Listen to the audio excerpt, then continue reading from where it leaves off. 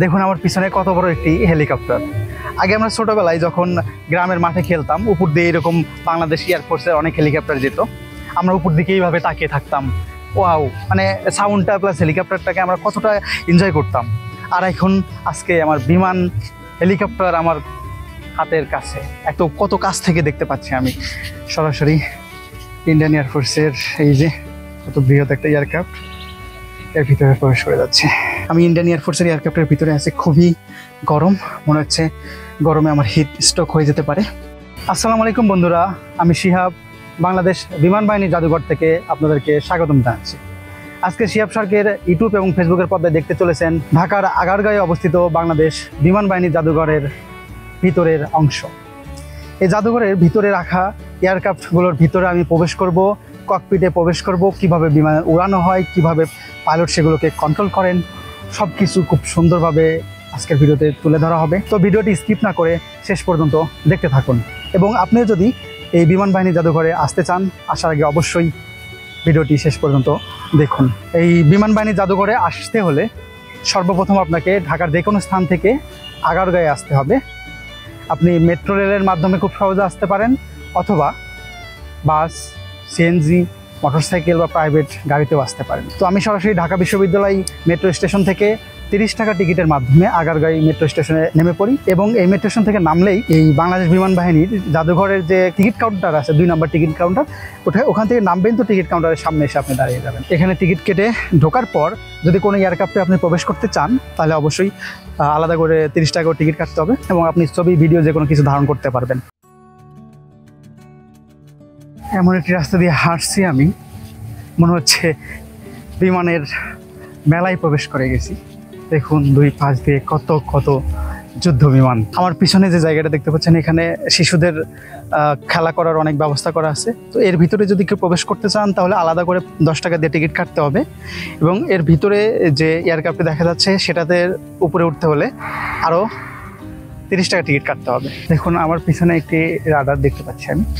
Radar মূলত আকাশপথে বিমান শনাক্ত করে কেউ প্রবেশ করলে এরা সিগন্যাল পায়, ওয়েবের মাধ্যমে, ওয়েব সিগন্যাল। কিন্তু যে যুক্তরাষ্ট্রের কাছে যে B2 বোম্বার আছে, অনেক শক্তিশালী রাডারও সেটার সিগন্যাল ক্যাচ করতে পারে না। এটার কাছে এত ছোট ফ্রিকোয়েন্সি পাঠায় যে মনে হয় যে কোনো ছোট্ট একটা পাখি যাচ্ছে। রাডার শনাক্ত করে যে B2 বোম্বারকে অ্যাজ এ বার্ড হিসেবে শনাক্ত করে ফেলে। এই জন্য এটাকে থামানো যায় না, এবং সহজেই আপনারা জানেন যে কিছুদিন আগেও ইরানের সামরিক ঘাঁটিতে গিয়ে এই B2 বোম্বার দিয়ে বোম ফেলে এসছে আমাদের ডোনাল্ড ট্রাম্প। এসে সে নিজেই নিজেকে গর্ব করছে যে আমাকে নোবেল দেওয়া উচিত, যে সে এমন একটা কাজ করছে, হ্যাঁ হেন তেন, সে ইসরায়েল ইরানের মধ্যে শান্তি প্রতিষ্ঠা করছে, অথচ নিজেই এই গ্যাঞ্জাম বা এই যুদ্ধের মূল হোতা। তো সে নিজেই শান্তি প্রতিষ্ঠা করে, নিজেই যুদ্ধ করে, এবং নিজেই নিজেকে নোবেল প্রাইজ দেওয়ার জন্য দাবি করে। তার এক্সে বা যেটা টুইটার পোস্টের মাধ্যমে আমরা এটা সবাই জানি। এখানে প্রবেশ করে বাংলাদেশ বিমান বাহিনী জাদুঘরে প্রবেশ করে মনে হচ্ছে আমি যে বিমানের মেলায় প্রবেশ করে গেছি। বিমান যে কীভাবে সারি সারি সাজানো আছে, যুদ্ধ বিমান, তারপরে হেলিকপ্টার, তারপরে হচ্ছে যাত্রীবাহী বিমান আছে, তারপরে প্রশিক্ষণ বিমান রয়েছে, বিমানে ভিতরে ঢোকারও সুবিধা রয়েছে। তো এখানে আসলে মনটা অবশ্যই ভালো হয়ে যাবে। আচ্ছা, এই যে ককপিটে ঢোকার রাস্তা, এটা আমি কি, আপনারা কি বলেন গাইস, আমি কি ভিতরে ঢুকে বিমানটা চালিয়ে দেখাবো? না গাইস, চালাতে যাচ্ছিলাম, কিন্তু বিমানের যে 3টা টায়ার, তার মধ্যে ডান পাশের টায়ারটায় হাওয়া নেই। দেখা হলো আমি আকাশে উড়ালাম, কিন্তু ল্যান্ড করার সময় ক্র্যাশ ল্যান্ডিং হয়ে গেল। তখন আর ভিডিও কে বানাবে? আপনাদের এত তথ্যভুল, এত সুন্দর সুন্দর ভিডিও আর কেউ পাঠ দেবে তখন? I am just kidding guys, আমি আসলে এনজয় করতেছিলাম। কোথাও ঘুরতে আসার মানেই হচ্ছে মনটাকে রিফ্রেশ করা। তো আপনি হিউমার বলুন বা ফানি কথা বলুন, যে কোনোভাবে নিজেকে রিফ্রেশ করতে পারেন। তো আমি চাচ্ছি আমার মাধ্যমে আমার অডিয়েন্স সেও রিফ্রেশ হোক, এবং তারা অবশ্যই এই আগারগাঁয়ে অবস্থিত বাংলাদেশ বিমান বাহিনী মিউজিয়ামে ঘুরতে আসুক।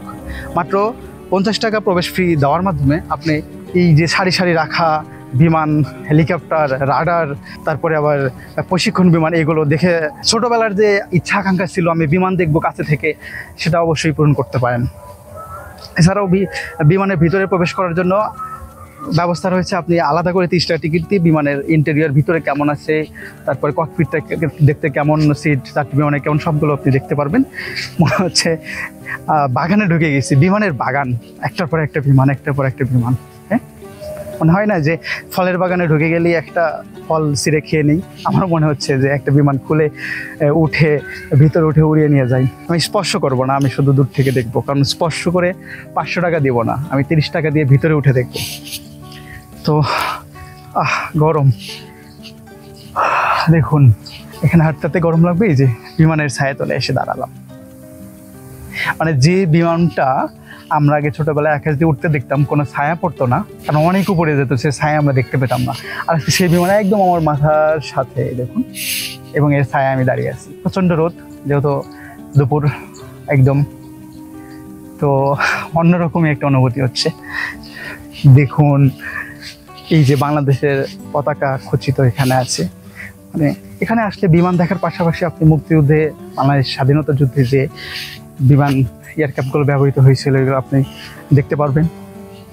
অনেক দর্শনার্থী আসেন এখানে, এসে সময় কাটাচ্ছেন, পরিবার, বাচ্চারা, মানে বিমান দেখার কৌতূহল সবারই আছে। এখন বিমান দেখাচ্ছি, হয়তো আপনাদের বদলতে আপনারা যদি আমাকে ততদূর এগিয়ে নিয়ে যান, একসময় বিমানের ছড়ে আমি বাইরের দেশে যাব, সেখানের ইতিহাস ঐতিহ্য তুলে ধরবো আপনাদের সামনে। আমরা যে দেখি নর্মালি এই যুদ্ধ বিমানকে ভূপাতিত করার জন্য নিচ থেকে যে গ্রাউন্ড থেকে যে মিসাইলগুলো ছোড়া হয়, সেগুলো কিন্তু ডিরেকশন চেঞ্জ করে এই বিমানগুলোর পিছনে পিছনে। তো ডিরেকশন চেঞ্জ করে মূলত তারা টেম্পারেচারকে মার্ক করে নেয়, অর্থাৎ এই যে বিমানের পিছনটা দেখতে পাচ্ছি, এখান থেকে অনেকটা গরম হাওয়া বের হয় এবং আগুনও দেখতে পান, আপনারা দেখে থাকবেন। সো সেটাকে ডিটেক্ট করে সেই মিসাইলটা বিমান যেদিকে যায় সেই টেম্পারেচারকে মার্ক করে সে বিমানের পিছে পিছে যায়, এই জন্যই টার্গেটে খুব তাড়াতাড়ি সেটা অ্যাটাক করতে পারে। বিমান বাহিনী জাদুঘরে আসছেন, এক্সট্রা কোনো ছাউনির দরকার নেই, রোদে ক্লান্ত হবেন, ঘেমে যাবেন, এই যে বিমানের পাখা না কি বলে সেটার নিচে এসে দাঁড়াবেন, মানে বিমান অবস্থা। এখন ক্ষুধা লাগলে যদি বিমানের কোনো যন্ত্রাংশ খাওয়া যেত হয়তো ভালো লাগতো। অনেক বড় B721। তো মাই লাভলি অডিয়েন্স, আমি সরাসরি এখন এই এয়ারক্রাফটের ভিতরে প্রবেশ করতে যাচ্ছি। 30 টাকা দিয়ে টিকিট নিলাম।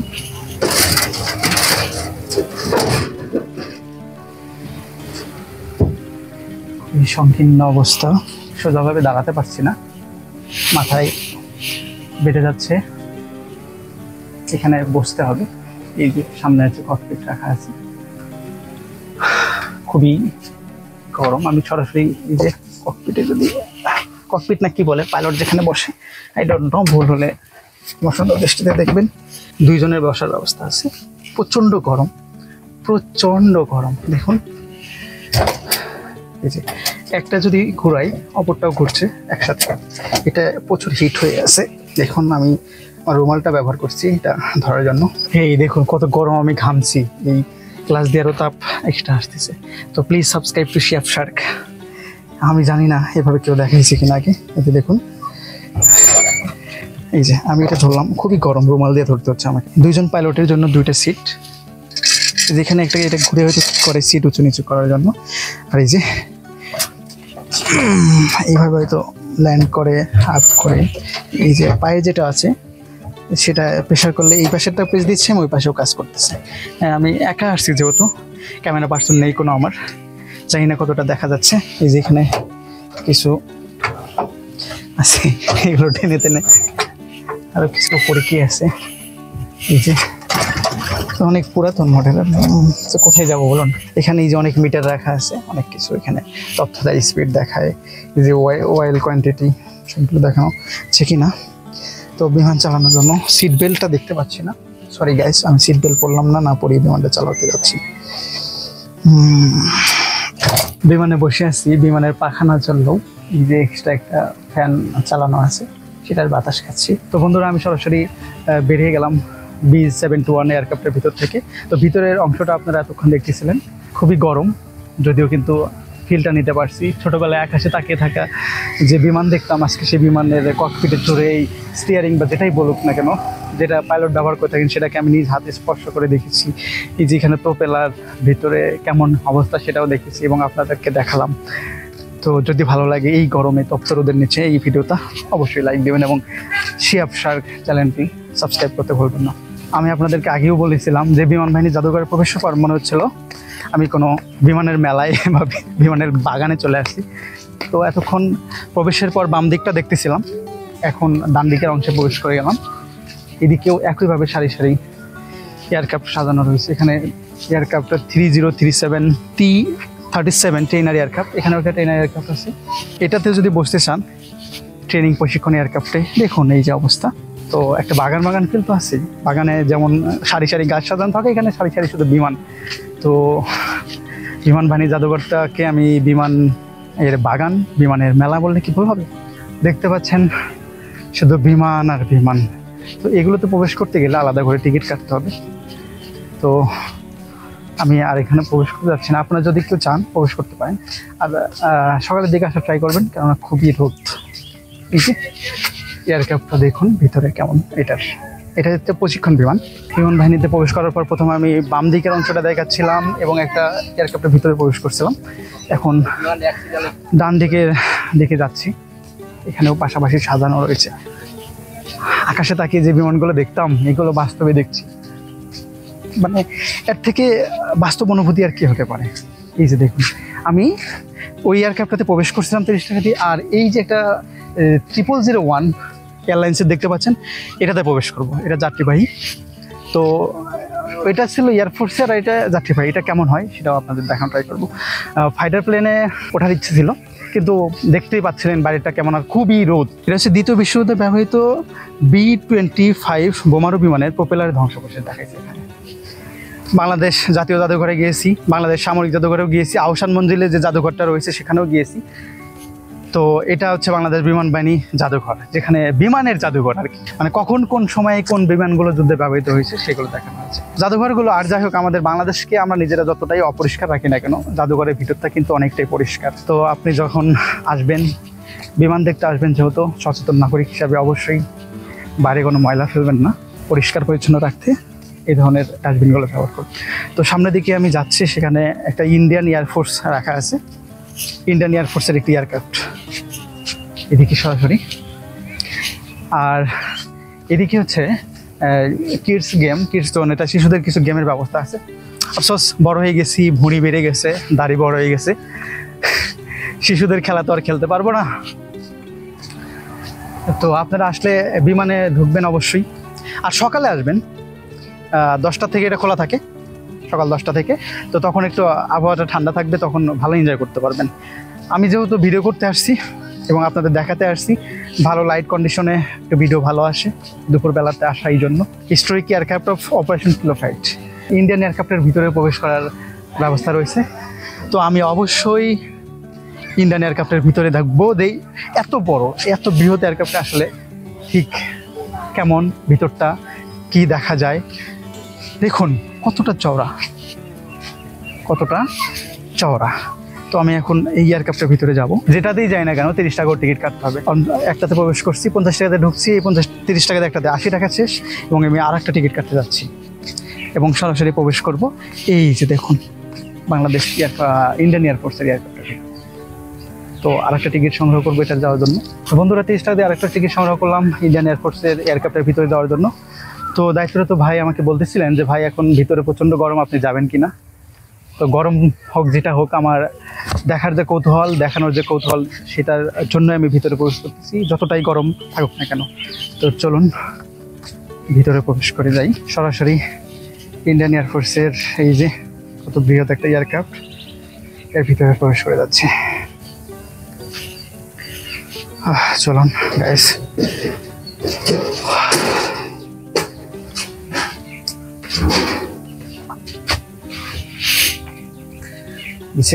এয়ারক্রাফটের ভিতরটা এমন। আমি এর আগে যেটাতে প্রবেশ করছিলাম সেটাতে কিন্তু দাঁড়ানো যাচ্ছিল না, কিন্তু এটা উপরে অনেকটাই জায়গা আছে দাঁড়ানোর মতো। গরম থাকবেই, গরম দেখে তো আর জ্ঞান অর্জন বাদ দেওয়া যাবে না। দেখতে চাই এয়ারক্রাফটের ভিতরে এবং দেখাতে চাই আপনাদের। দেখুন এই যে এইদিকে হচ্ছে ককপিট। আমি ককপিট বলে বারবার ভুল করতেছি কিনা আমি জানি না, হয়তো ককপিটই বলে, যেহেতু পাইলট যেখানে বসে। যদি ভুল হয়ে থাকে প্লিজ সঠিকটা কমেন্ট করে জানাবেন। তো ককপিটে আমি যাব, দেখি যে ইন্ডিয়ান এয়ারফোর্সের ককপিটে ঠিক কি আছে এবং কেমন অবস্থা। বাইরের ভিতরে কিন্তু অতটাও জায়গা নাই, যতটা পাখা চতুর্দিকে ছড়ানো, কিন্তু এই যে অন্ধকার। ও মাই গড, খুবই গরম। এখানে যদি আমি বেশি সময় দাঁড়িয়ে থাকি আমার হিট স্ট্রোক হয়ে যেতে পারে, এতটাই গরম। মনে হচ্ছে আমি সিদ্ধ হয়ে যাব। এই ককপিটের খুবই গরম গাইস।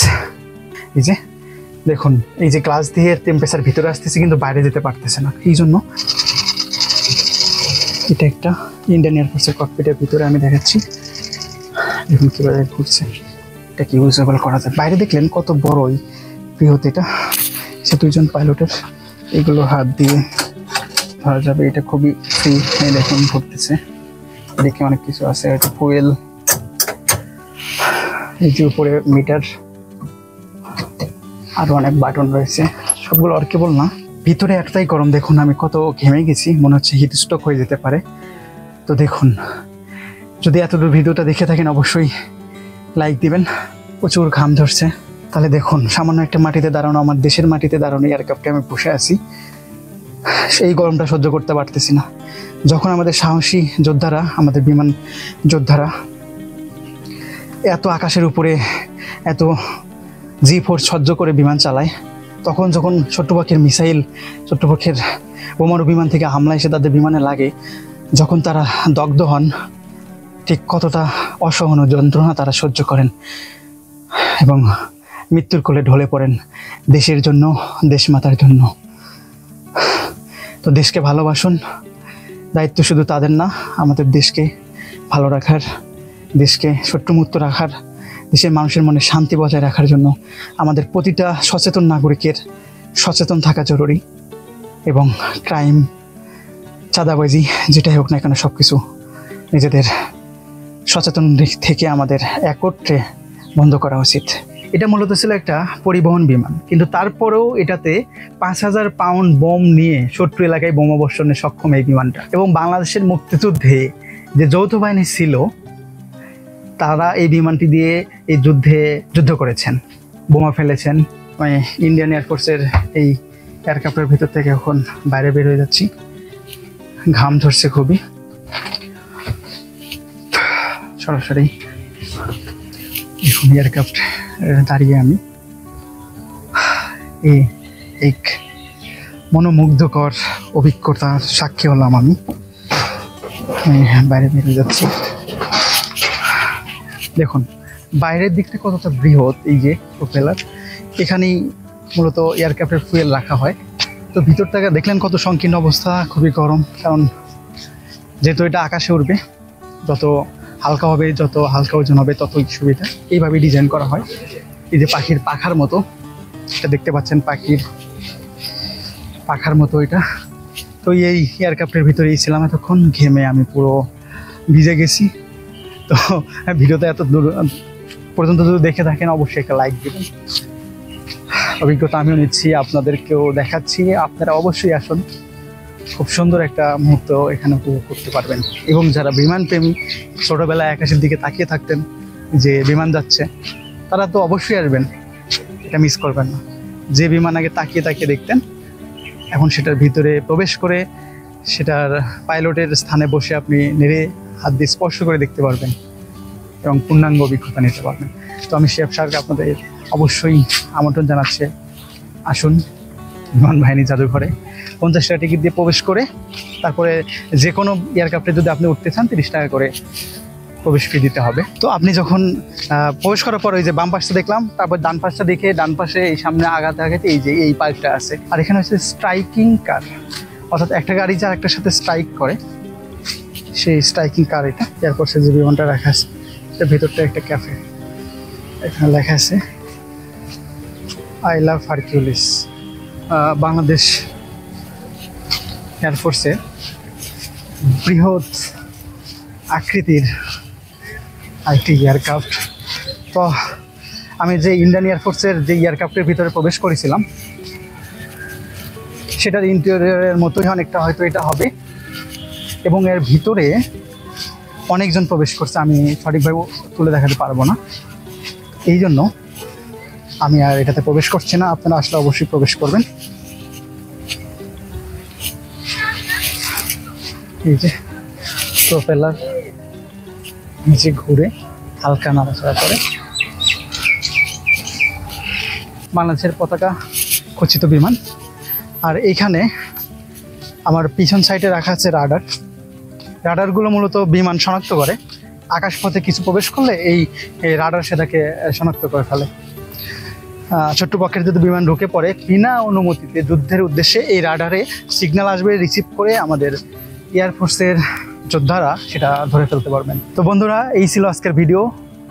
বাংলাদেশ বিমান বাহিনী জাদুঘরের বাংলাদেশের একটি বিমানের সামনে থেকে বিদায় নিচ্ছি আমি শিহাব। ভিডিওটি যদি ভালো লাগে এবং ইনফরমেটিভ মনে হয় অবশ্যই ভিডিওতে একটা লাইক করবেন, বন্ধুদের সাথে শেয়ার করবেন এবং কমেন্টে আপনার মতামত জানাবেন। শিহাব শার্কের অন্যান্য ভিডিও দেখতে এবং ভবিষ্যতে অন্যান্য ভিডিও পেতে অবশ্যই চ্যানেলটা সাবস্ক্রাইব করে পাশে আসা বেল আইকনটি অন করে রাখুন। বাংলাদেশ বিমান বাহিনী জাদুঘর থেকে বিদায় নিচ্ছি আমি শিহাব। দেখা হচ্ছে আরও নতুন কোনো একটি ভিডিওতে।